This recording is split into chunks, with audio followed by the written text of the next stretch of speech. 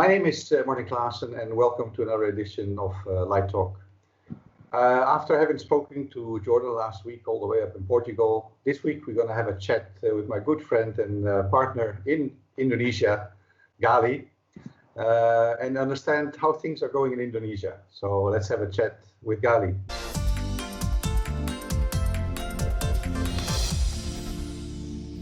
Galih, welcome. Hi, Martin. How are you? I'm good, thanks. How are you holding up in Jakarta? Yeah, in Jakarta, it's a bit strange, not like in Singapore, because I heard in Singapore you have like a totally lockdown, right? Or? Not really. There's quite a strong lockdown in terms of business. We have to work from home, but you can still take away food. Supermarkets are still open, but if you go to restaurants and all that, you can only do takeaway. So only essential services are open. Public transport is still there. You can still move around and do a bit of exercise if you want to do some walking, which I'm doing in the morning and in the evening to keep myself a bit fit. But otherwise, yeah, it's pretty much lockdown. What about you in Jakarta? So it's like, similar like Singapore, but in here, some people doesn't take it seriously. So they still going out, they still having maybe a lunch or dinner on the restaurant. Yeah. But for myself, I go out and then just tapao and then take away. Yeah. But can you do some sports? So because I used to play tennis in the weekends, but all that you cannot go play sports. You cannot everything that is like community related. They don't allow you. Yeah, just yesterday I go out to take my dinner takeaway. Yeah. I see a lot of people just jogging on the street, and then they still playing badminton and volley. Yeah. Weren't you a judo man or something like that? Aikido. Aikido? You still do that? No, my dojo closed already because of this situation. Okay. So how are you managing between separating work, your home life, and your private life and your work life? Because basically your bedroom is next to your office, so it's not so easy. How do you get that routine and discipline to separate work from private life? Because you have some kids walking around as well. Yes, it's difficult, Martin, with the two kids, very, very small kids running around. I know.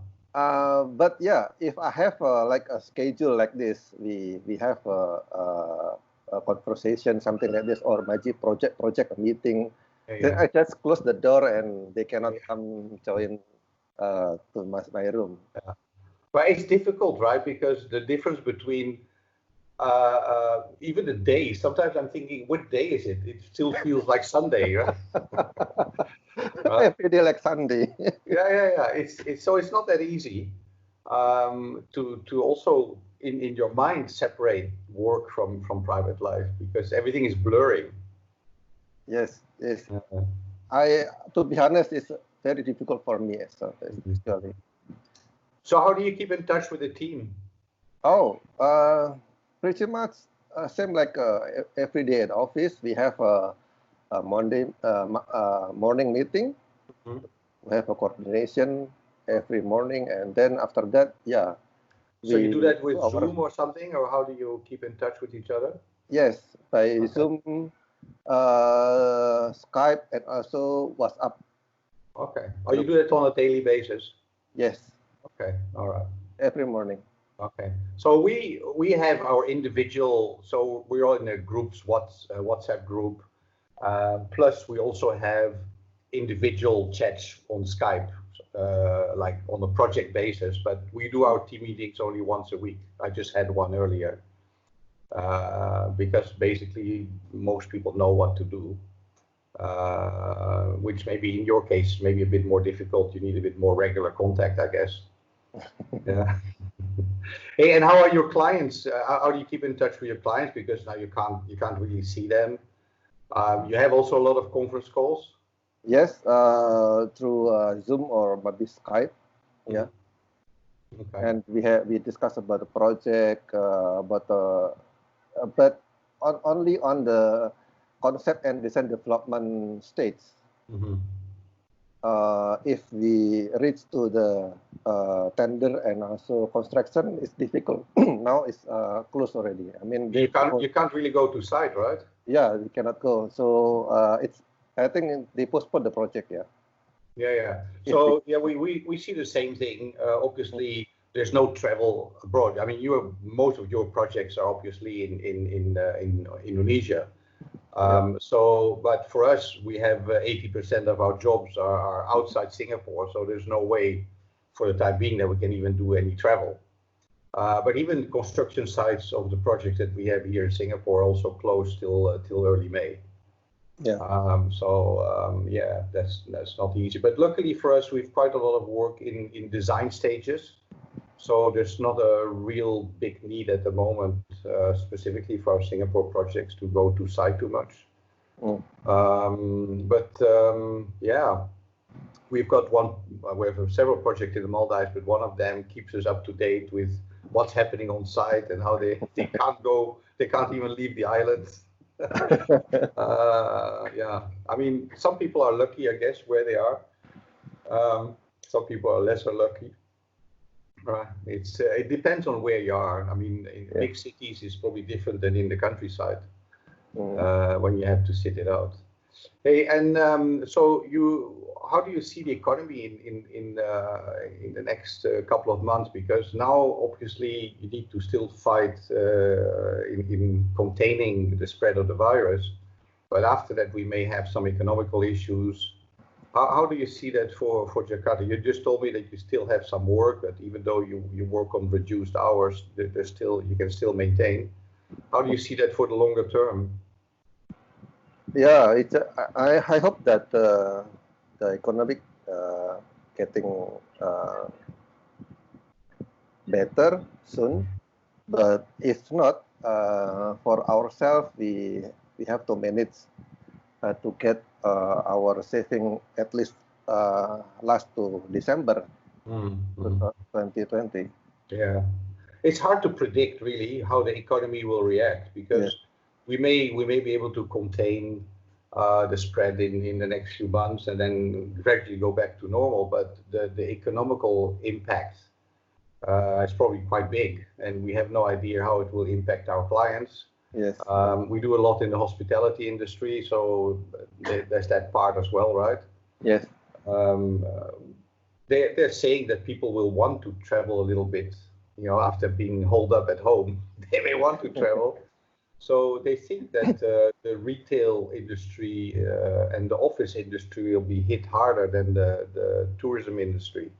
Yes. But who knows? It's hard to predict. I think we'll just have to take it one day at a time. As long as we can still work, I think we should be blessed, and we'll see how it goes on.